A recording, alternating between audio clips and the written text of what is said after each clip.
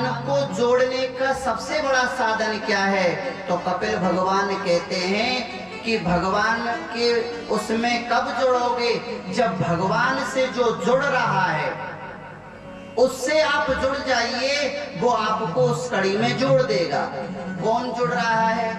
बोले जो हमारे रसिक संत हैं, संत महात्मा ज्ञानी भक्त लोग जो जुड़ रहे हैं, आप उनसे जुड़ जाइए।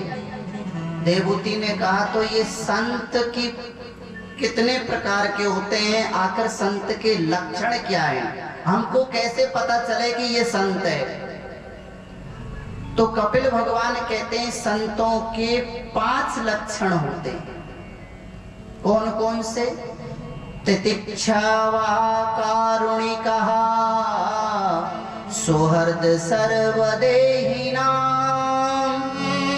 अजात शस्त्रवा शांता, साधवा साधुभूषण। 5 लक्षण होते हैं संत के। कौन से? बोले तितिक्षवा। तितिक्षवा का मतलब ये बड़े सहनशील होते हैं, सहनशील होते हैं। वही माला पहना हो तो खुश, ना पहना हो तो खुश, अपमानित कर दो तो खुश, माला पहना दे तो खुश। इसलिए ये सहनशील होते हैं। क्यों? क्योंकि ये अपने में स्थित होते हैं और हम अपने में स्थित नहीं है। हमें रोज गांव में निकले और एक व्यक्ति हमको रोज रोज राम राम करे और वो एक रोज ना करे, तो हमारे मन में क्या होगा? यार वो रोज रोज राम राम करता, आज नहीं किया। क्यों? क्योंकि तुम अपने में स्थित नहीं हो। तुम्हारा सुख और दुख तो उसके हाथ में। राम राम कर ली तो आप खुश थे, ना करी तो आपको दुखी हो गया, तो आप खुश कब थे? इसलिए तितिक्षवा ये बड़े सहनशील होते हैं। दूसरा कारुणिकः, इनके अंदर करुणा बहुत होती है। और सुहृद सर्वदेहिनां, ये सभी देहधारियों में ये उसी नारायण परमात्मा का दर्शन करते हैं। निज प्रभु में देखें जगत कही सन करें विरोध। ये तो उस संसार में हर प्राणी में उसी राम का दर्शन करते हैं। हमारे गोस्वामी जी भी रामायण में लिखते हैं, सिय रामों में, सिय रामों में सब जग जानी, हो सिय रामों में सब जग जानी, करो प्रणाम जोर जोग पारे, करो प्रणाम जोर जोग पारे। ये उसी जगत में जीवों में उसी नारायण का दर्शन करते हैं। इसलिए इन अजात शस्त्रवाहा, इनका कोई शत्रु नहीं होता है। और संतन के संग लाग रे, और तेरी अच्छी बनेगी, और संतन के संग लाग रे, और तेरी अच्छी बनेगी, संतन के संग लाग रे, तेरी अच्छी बनेगी, अच्छी बनेगी, तेरी बिगड़ी बनेगी, अच्छी बनेगी, तेरी बिगड़ी बनेगी, अच्छी बनेगी, तेरी किस्मत जगेगी, अच्छी बनेगी, तेरी किस्मत जगेगी।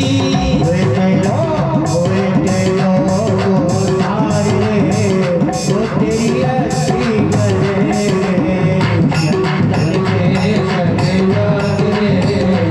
तेरी अच्छी बनेगी।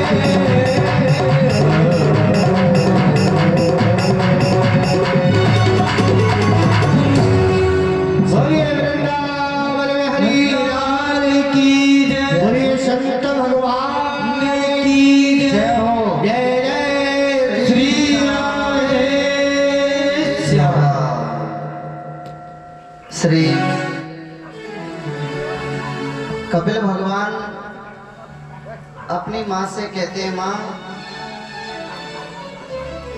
4 प्रकार के भक्तों के बारे में वर्णन किया गया है।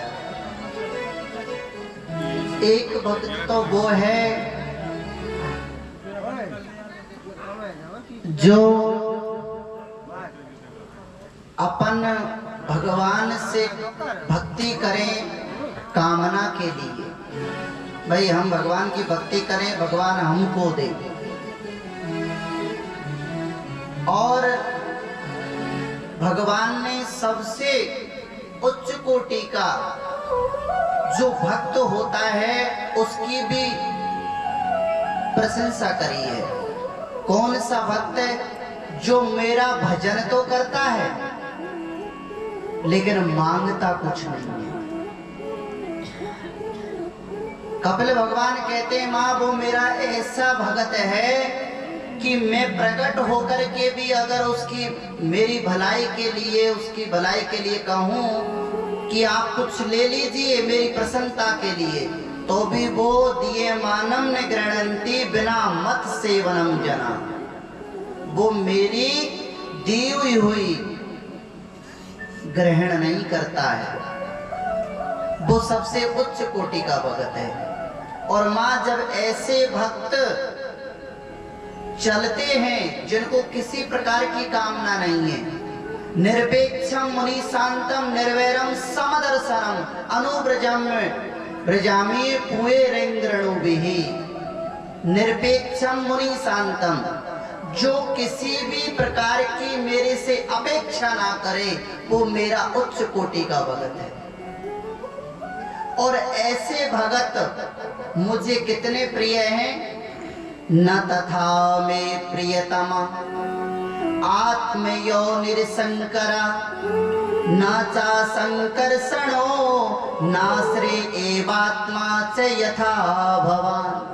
भगवान अपने मुख से कहते हैं, बोले ऐसे भगत, बोले न तथा में प्रियतमा, मेरी जो आत्मज मेरे से प्रकट कौन है? बोले ब्रह्मा जी। भाई भगवान से ही तो प्रकट हुए, तो भगवान कह रहे हैं, बोले जो मेरे आत्मज जो प्रकट हैं ब्रह्मा जी, वो भी मुझे इतने प्रिय नहीं है।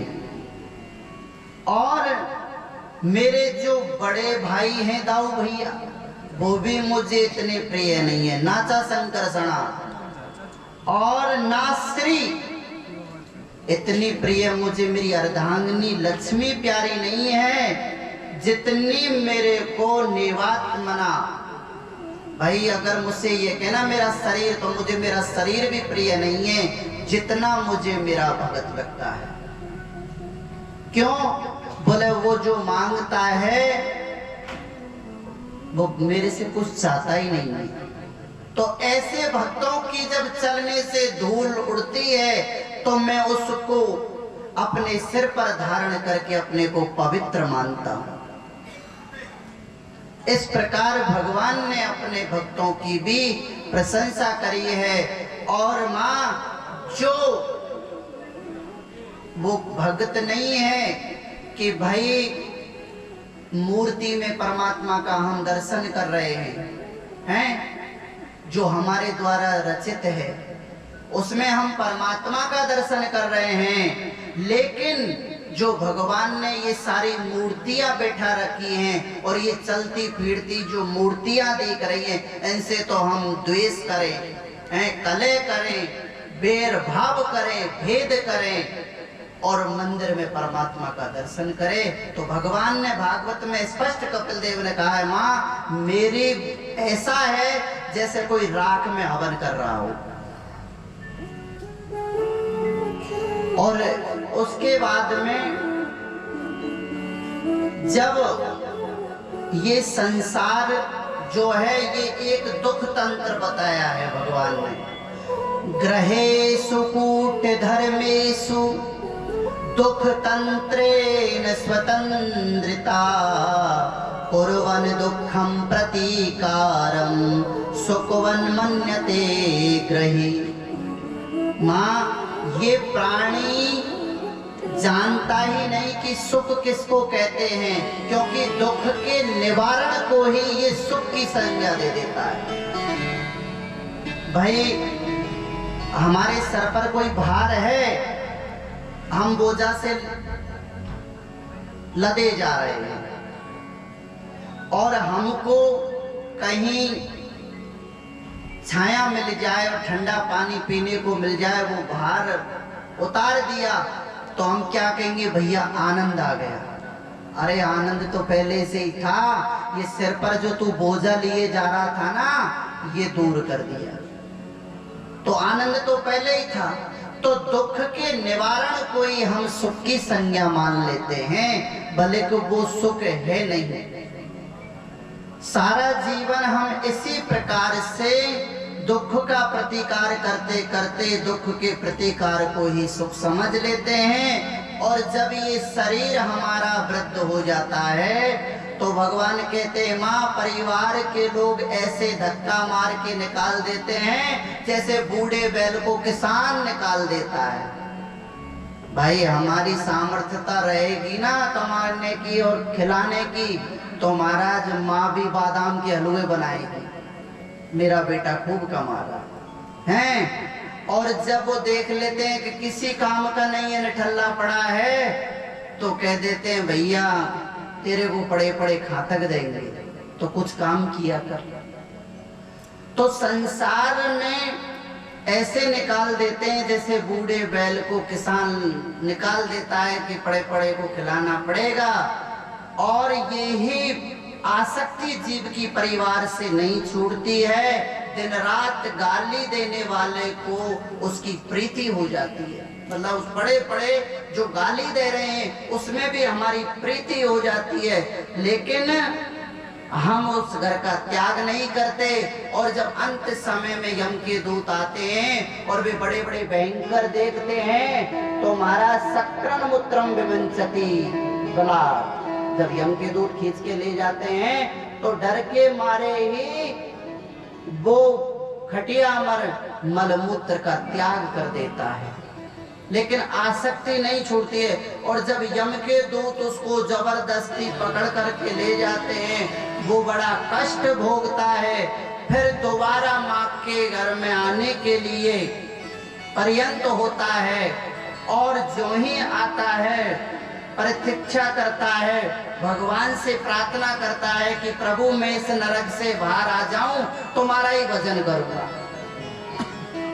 भगवान ने कहा कि जब जब तुम संसार में जाते हो यही कह के जाते हो कि अब की बार कृपा करो मैं आपका भजन करूंगा, लेकिन जैसे ही आप संसार में आते हो तो आपको ये जो संसारी माया है ना वो लपेट लेती है, और बाहर आते ही हम का शब्द बोलते हैं, यानी कहाँ आ गए कहाँ आ गए, हमको कहाँ आए हैं परिचित नहीं है हम। क्योंकि जीव को माँ के घर में अपने स्वरूप का बोध रहता है, मैं कौन था, कहाँ से था, कैसे था। लेकिन जैसे ही इससे संसार में आते हैं तो माया हमको लपेट लेती है, और माया लपेट लेती है। देखो आप हमारे जीवन की यात्रा में जब हम आते हैं तो हमारे कई अपशकुन होते हैं। भाई जीव जैसे हम कोई यात्रा कर रहे हो, कोई हमें टोक देता है ना कहाँ जा रहे हो, तो क्या समझेंगे यार अपशकुन हो गया। तो जब हम जीवन की यात्रा में जब हम आते हैं तो हमारे भी अपशकुन होते हैं। जन्म लेता है तो लोग पूछते क्या हुआ, पूछते हैं ना, और आते ही बालक रोता है, टोकना रोकना ये सब अपशकुन होते हैं, और ये हमारे जीवन की यात्रा में सब होते हैं। तो बड़े अपशकुन जब जिंदगी की यात्रा में ही हो गए तो फिर यात्रा सुख में कैसे होती। ज्यों-ज्यों आदमी बड़ा होता है, बच्चा छोटा सा होता है, मच्छर काटेगा तो रोएगा, माँ समझेगी कि भाई भूखा है, लेकिन उसको मच्छर काट गया। जबरदस्ती पिलाने की दूध कोशिश करेगी, नहीं पिएगा। तो बालकपन में भी महाराज बड़े कष्ट होते हैं बच्चे को। उसके बाद में कोई कान में दर्द भी हो जाए तो माँ समझेगी भूखा है, कान में दर्द हो रहा है। तो बचपन में रुदंतम विगत ज्ञानम क्रमयः क्रमिक यथा। बचपन में कीड़ा काट गया, कीड़ा घुस गया, तमाम कष्ट भोगने पड़ते हैं। ज्यों ज्यों आगे बढ़े हमारी जीवन की यात्रा में हम बड़े हुए तो अब हमको धीरे धीरे माया लपेट लेती है। बड़े होने के बाद में हमारी बालकपन में पढ़ाई लिखाई करी, घर गृहस्थी में विवाह हुआ, और ज्यों विवाह हुआ तो हमें गृहस्थी की झंझट चालू हो गई। पहले तो हम सुखी थे, अब महाराज अपना खर्चा, पत्नी का, बच्चों का सारा खर्चा ही खर्चा। तो पहले सुख थे, अब हमारा जो खर्चा है वो बढ़ गया, हमारे झंझट बढ़ गए। बड़े लोगों ने एक बात कही थी आज के परिवेश से कि भूल गए राग रंग, भूल गए ऐस, और 3 चीज याद रही अब वर्तमान में, नॉन तेल गैस। इसी के ही पीछे आदमी लगा है सब। तो जब आदमी जाता है तो यही हमारे जीवन का क्रम है। और पुनरपि जननम पुनरपि मरणम पुनरपि जननी जठरे सैनम भज गोविंदम भज गोविंदम भज गोविंदम मूढ़मते। हमारे शंकराचार्य कहते हैं कि ये जन्मना मरना तो ये चलता ही रहेगा, इसलिए हे मूढ़मती भज गोविंदम, तू भगवान का भजन कर। क्योंकि ये गृहस्थी तो महाराज गृह कारज नाना जंजाला और अति दुर्गम शैल विशाला। ये गृहस्थी तो एक पर्वत के समान है, क्योंकि घर में भी शांति नहीं है। भाई 5 बर्तन घर में हुए थे भिड़ते भी हैं। पति पत्नियों में महाराज कोई बात पर खटपट हो जाती है तो गृहस्थ जीवन चलता है। और बहुतों का तो ऐसा चलता है महाराज कि 10% ही बेचारा सुखी रहे, 90% तो दुखी मिलेगा देवी जी से। और अब आप सोच रहे होंगे कि भाई महाराज जी हमारी कह रहे होंगे, इनकी नहीं कह रहे होंगे, क्योंकि लक्ष्मी और नारायण का ही जोड़ा है। अब आप तो चाहते हो कि घर में शांति रहे और देवी जी काम करें हैं। आप दिन भर पत्ती खेलो और शाम को आके आपकी सेवा करें, ये बेचारी खेत में लगी रहे, और फिर आते ही ऑर्डर और चालू आदेश, खाने जो हमारा खाना है वो ठीक नहीं बना आज, जैसे कि आप बहुत बड़ा कार्य करके आए हो। तो दोनों तरफ से ही एक व्यक्ति खाना बना, उसमें न की ही नमक कम हो गया तो महाराज डांटने लगा, अरे उनको सुबह से शाम तक कितने कार्य की करने पड़ते हैं, आपको एक नमक ठीक से नहीं डाला तो आप बिगड़ गए हैं। तो नारायण और लक्ष्मी को सामंजस्य से ही चलना चाहिए। क्योंकि एक बार एक व्यक्ति था, वो बेचारा अपनी जो धर्म पत्नी थी उस पर प्रभाव जमाने के लिए ये कोई भी बेचारी बात कहती कि भाई घर गृहस्थी का काम कर लो, फसल की कटाई चल रही है, वो कोई काम कर लो, तो वो काम के करना नहीं था, उसको केवल बहाना चाहिए था। तो एक सूत्र उसने पकड़ लिया कि जब भी पत्नी काम के लिए कहती तो वो एक ही शब्द बोलता था कि देखो आप मुझसे कुछ नहीं बोलो, नहीं तो मैं बाबा जी बन जाऊंगा। बस वो ही शब्द बोलता था। अब वो जब शब्द बोला बेचारी डर गई, हे भगवान ये कहीं बाबा ना बन जाए, मेरी गृहस्थी का क्या होगा, है कि नहीं। अब वो 1-2 दिन और रही बेचारी, चलो नहीं कहूंगी कछु। फिर उसका तो वो ही राग, सुबह का जाए शाम को आए, घर का आता पता नहीं, काम धंधे का पता नहीं, अब बेचारी कहाँ तक करे। अब जो ही वो कहने का प्रयास करे तो बस उसको एक ही शब्द था, देख काम की मत के बाबा जी बन जाऊंगा। अब वो मतलब ब्रह्मास्त्र का प्रयोग हो गया महाराज कि ये तगड़ा है। अब बेचारी कहाँ तक काम करे। तो जैसे अपन के बाहर हनुमान जी का स्थान है, उस पर जैसे संत रहते थे, बेचारी दर्शन करने के लिए गई। तो संत ने पूछा कि भाई आपका मन उदास क्यों है, आप इतनी चिंता में क्यों हैं? तो उसने कहा, बोले महाराज जी क्या बताऊं, हमारे जो पति देव हैं वो काम धाम कुछ करते नहीं है, दिन भर बाहर रहते हैं, पता नहीं क्या करते हैं। जब भी घर में आते मैं कहती हूँ कि भाई काम कर ले, तो वो एक ही शब्द बोलते हैं, बोले देख हल्ला मत कर बाबा जी बन जाऊंगा। महाराज बाबा जी बनने का ब्रह्मास्त्र चला रखा है। अब बाबा जी भी ऐसे वैसे नहीं थे, उन्होंने कहा बोले देवी ये सब बस में करने वाली बात है, अब की बोले ने कि बाबा जी बन जाऊंगा, तू कह देना, बोले बन जा। अब वो बेचारी घर में आई। अब वो श्याम को महाराज जी आए पति दे। अब वो तो वही सुबह से श्याम, उसने कहा कि देखो काम धाम किया करो, बच्चों का कोई फीस भरनी है, पैसे नहीं है, हर एक बात करती वो। उसने कहा कि देख हल्ला मत कर बाबा जी बन जाऊंगा। अब वो बेचारी बहुत सहन कर लिया, क्रोध में निकल गया, बोले ऐसा करो तुम इस झंझट से तो बाबा जी बन जाओ। अब वो है जो क्या अच्छा मैं बनी जाऊंगा, बोले बिल्कुल निकल लो, अभी बनो जा करके। अब वो तमक करके और जैसे अपने बालाजी का स्थान है वहां पहुंच गया और जा करके, और वो संत का तो ब्रह्मास्त्र था ही, उसने कहा अरे आइए भगत जी विराजिए। बोले कैसे आना हुआ? अब भगत जी का तो चेहरा लटका था। बोले लगता है कोई खटपट हुई है। नहीं नहीं महाराज जी ठीक है। अब सुबह से शाम हो गई, जाने का नाम नहीं लिया। तो बाबा ने कहा बोले भगत जी आज यहाँ से जाओगे नहीं, यहीं सहन करोगे? हाँ बोले महाराज जी मैंने निश्चित कर लिया है, मैं बाबा बनूंगा। अब वो तो धमकी दे रहा था ना। बोले क्या अच्छा? बोले हाँ।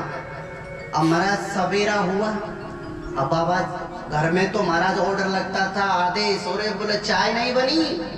अम्मा बाबा जी ने कौन चाय बनाए? बाबा जी ने कहा बोले चेले हाँ महाराज जी। बोले केटली उठाओ, चूल्हा तैयार करो, जलाओ, तुमको चाय बनाओ, हमको भी बनाएंगे, दोनों पीएंगे। अब्बा ने सोचा कि भाई आज की तो बात है, शाम तक तो आई जाएगी, बना लेते। अब वो चला, चाय बना करके महाराज जी को दी, खुद ने पी।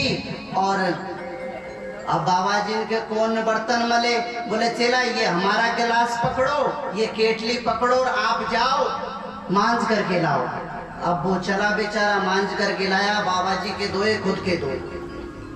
अब पेट थोड़े ही मानेगा, खाना तो बनाना पड़ेगा। दोपहर तक भूख लगे, उन्होंने कहा बोले चला हाँ। बोले भूख सता रही होगी कि हाँ महाराज जी।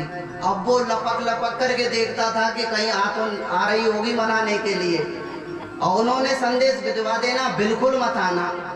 अब उन्होंने कहा बाबा जी ने बोले ऐसा करो आप खुद की बनाओ, ये आटा लो, 4 टिक्कड़ तुम्हारे 4 हमारे, आप बनाओ और हमको खिलाओ। अब बेचारा दुखी मन से क्या करे, भूख लग रही है, बनाना पड़ेगा। अब बाबा जी के बनाए, खुद के बनाए, अब पा लिया। बर्तन थे, बोले चला इसको धो लाओ। वो धो करके गया, गिलास बर्तन चकला जो भी था वो ले आया। अब शाम होगी, अब वो तो देखे कि हे भगवान रात्रि होने को आ रही है पर देवी जी आई नहीं। अब जैसे ही रात्रि हुई तो महाराज उसने सोचा कि लगता है आने वाली नहीं है, तो चलो आज नहीं तो कल आ जाएगी। अब बुधवा फिर वही रंगबाज। बाबा जी ने कहा बोले चाय बनाओ, हमको पिलाओ, तुम पियो। अब बातों महाराज कितकी चाय छोड़ छाड़ के सीधा घर पे आया। अब पत्नी जी तो बैठी थी, वो जैसे ही आया बोले लिख लो बनो बाबा जी। माने कही देवी जी बन के देख लिया, बाबा बनना सहज काम नहीं है, बहुत टेढ़ा काम है। तो भाई हमको जरूरत नहीं है कि आप बाबा जी बने, पर घर में शांति से रहो, आप लाओ कमा के और प्रेम पूर्वक रहो। बोल वृंदावन बिहारी लाल की। हो